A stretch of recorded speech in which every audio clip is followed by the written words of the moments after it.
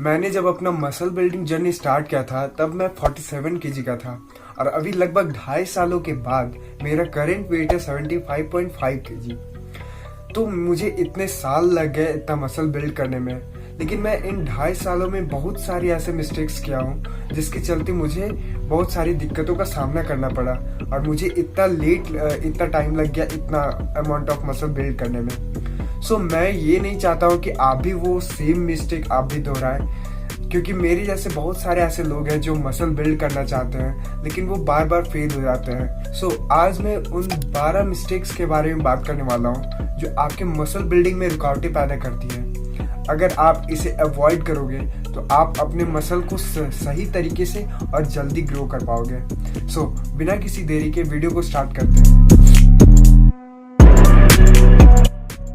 जो पहली गलती लोग करते हैं वो है कि वो ज़्यादा खाना नहीं खाते हैं।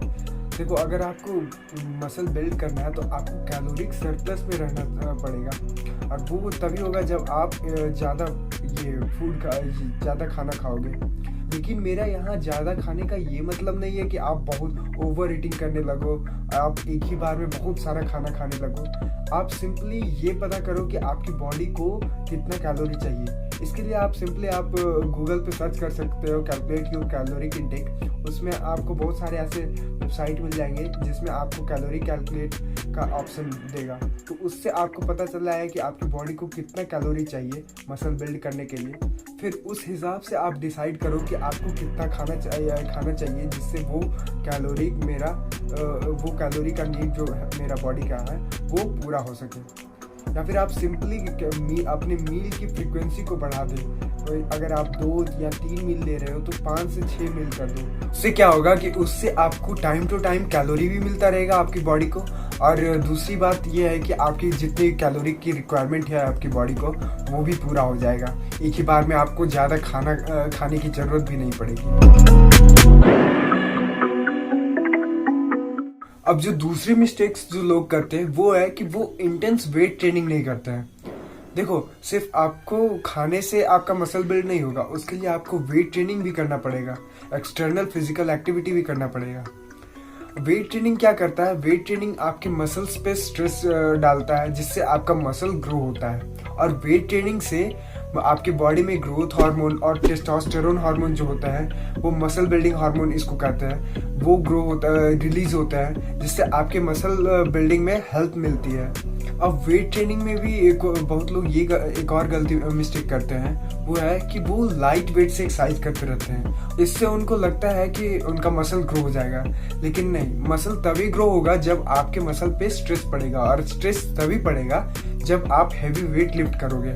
अब यहाँ मैं हैवी वेट लिफ्टिंग का मतलब ये नहीं है मेरा कि आप पावर लिफ्टर्स की तरह हैवी वेट लिफ्ट करो, वैसा नहीं है। आप अपने बॉडी के अनुसार हैवी वेट लिफ्ट करो कि आप कितना हैवी आप वेट लिफ्ट कर सकते हो और अच्छे फॉर्म के साथ कितना हैवी वेट लिफ्ट कर सकते हो, जिससे आपके बॉडी पे आपके मसल्स पे स्ट्रेस पड़ेगा और आपका मसल्स ग्रो होगा।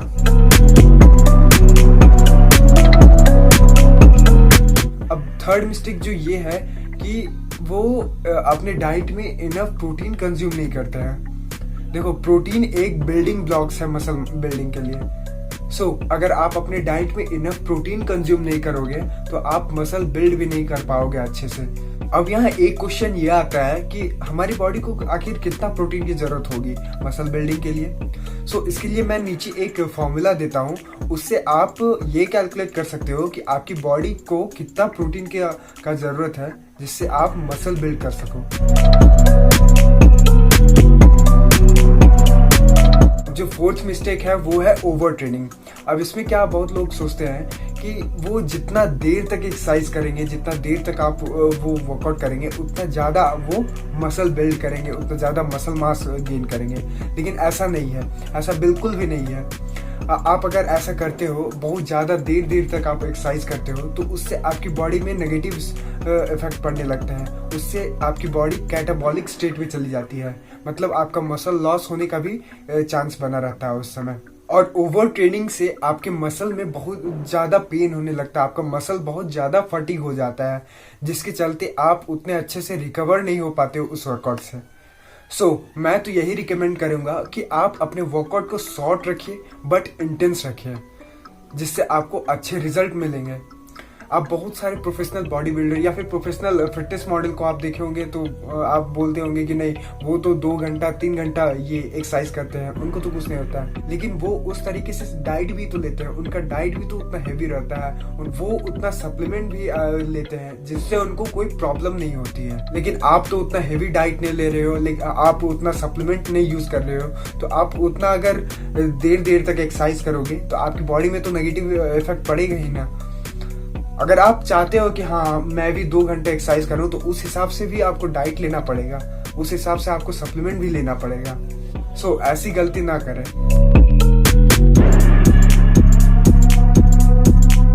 अब जो 5th मिस्टेक है वो है मील मिस कर जाना।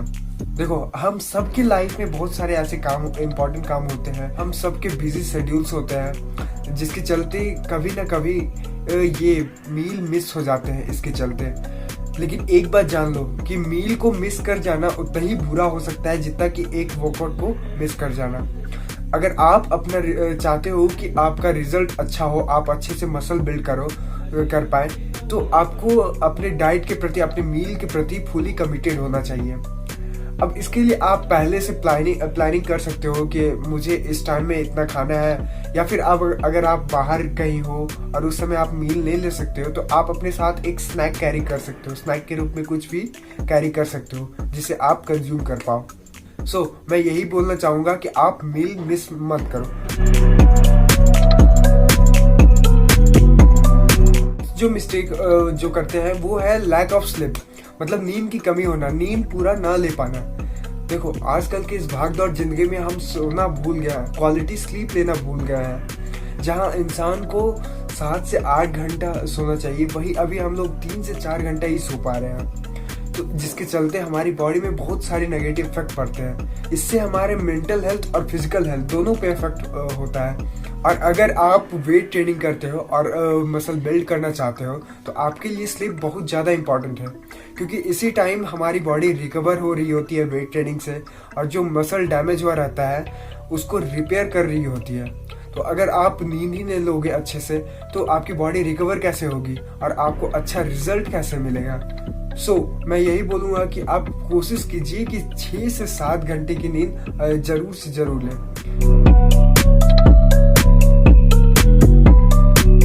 अब जो 7th मिस्टेक है वो है कि आप उतने विटामिन्स एंड मिनरल्स नहीं ले रहे हो, आप सिर्फ मसल बिल्डिंग के लिए कार्बोहाइड्रेट और प्रोटीन पे ही डिपेंड हो। ठीक है, कार्ब्स और प्रोटीन आपको मसल बिल्डिंग में हेल्प करती है, लेकिन उसके साथ साथ विटामिन और मिनरल्स भी है जो इम्पोर्टेंट रोल प्ले करती है आपके मसल बिल्डिंग में। ये आपके मसल ग्रोथ को इंक्रीज करता है, आपके डैमेज हुआ मसल को रिपेयर करने में हेल्प करता है। और विटामिन्स और मिनरल्स में सबसे ज़्यादा जो इम्पोर्टेंट रोल प्ले करता है वो है पोटेशियम। ये आपके बॉडी में न्यूट्रिएंट्स और वाटर को आपके मसल सेल में डिलीवर करने में हेल्प करता है। विटामिन्स और मिनरल्स को आप अगर लोगे तो कैसे लोगे? आप ये सलाद ले सकते हो, ग्रीन वेजिटेबल कंज्यूम कर सकते हो, plus different types of fruit आप ले सकते हो। ये सब हो गया।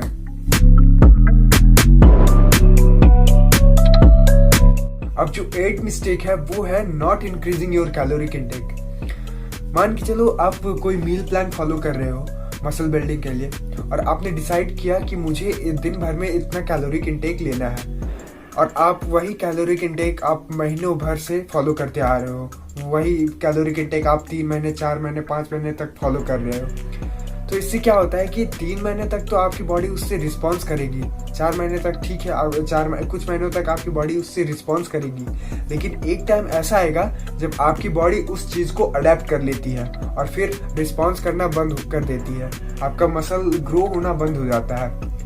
एक ही कैलोरिक इंटेक महीनों भर फॉलो ना करें, 4 महीने 5 महीने 6 महीने इस तरह फॉलो ना करें। आप 3 महीने फॉलो करें, 2 महीने फॉलो करें, उसके बाद 100 कैलोरी या फिर 200 कैलोरी उसमें और इंक्रीज करें, ताकि बॉडी फिर से रिस्पॉन्स करे और आपका मसल फिर से ग्रो होने लगे।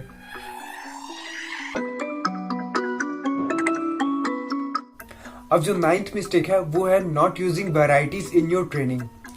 अब इसमें क्या होता है कि कोई एक एक्सरसाइज रूटीन या फिर कोई एक वर्कआउट रूटीन को बहुत लंबे समय से फॉलो करते रहते हैं, उसमें कोई चेंजेस नहीं लाते हैं, जिसके चलते उसमें क्या होता है कि इसमें बॉडी उस चीज़ को अडेप्ट कर लेती है और फिर उससे रिस्पॉन्स करना बंद कर देती है, उससे फिर ग्रो नहीं कर पाती है बॉडी।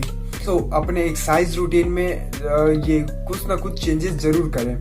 जैसे आप अगर रेप्स 8 से 12 लगा रहे हो तो कभी 5 से 8 लगाया करो, कभी 12 से 15 लगाया करो, ऐसे रेपिटेशन लगाओ। अपने सेट्स में चेंजेस लाओ, फिर अपने इंटेंसिटी को इंक्रीज डिक्रीज करो, या फिर आप अलग अलग एक्सरसाइज ऐड करो, से फिर से आपकी बॉडी रिस्पॉन्स करना स्टार्ट कर दे और आपका मसल ग्रो हो।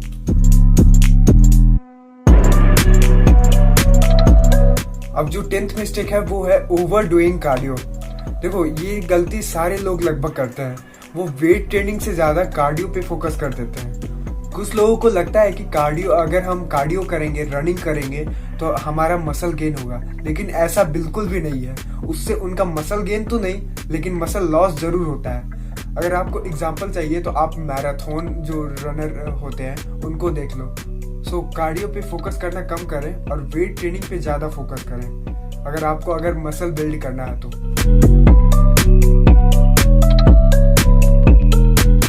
अब जो 11th मिस्टेक है वो है टू मच स्ट्रेस लेवल। अगर आपकी बॉडी में स्ट्रेस ज्यादा है तो उससे भी आपके मसल बिल्डिंग में रुकावटें पैदा हो सकती है। स्ट्रेस अब आपकी बॉडी में 2 तरीके से आ सकती है, एक तो फिजिकल स्ट्रेस और दूसरा जो होता है वो मेंटल स्ट्रेस। फिजिकल स्ट्रेस तब आता है जब आप ओवर ट्रेन करते हो, बहुत ज़्यादा देर तक आप एक्सरसाइज करते हो, या फिर आप उतना डाइट फॉलो नहीं कर रहे हो, उसके बावजूद आप बहुत ज़्यादा एक्सरसाइज कर रहे हो, उससे आपके बॉडी पे फिजिकल स्ट्रेस पड़ता है। और मेंटल हेल्थ, आपके डिप्रेशन, टेंशन या फिर एक्सटर्नल कंडीशन के चलते स्ट्रेस आता है, मेंटल स्ट्रेस होता है। तो अगर आप अपने बॉडी में स्ट्रेस को कम करेंगे तो आपका मसल बिल्डिंग का भी जो होता है कैपेसिटी वो भी बढ़ जाएगा, आप अच्छे से मसल मास गेन कर पाओगे।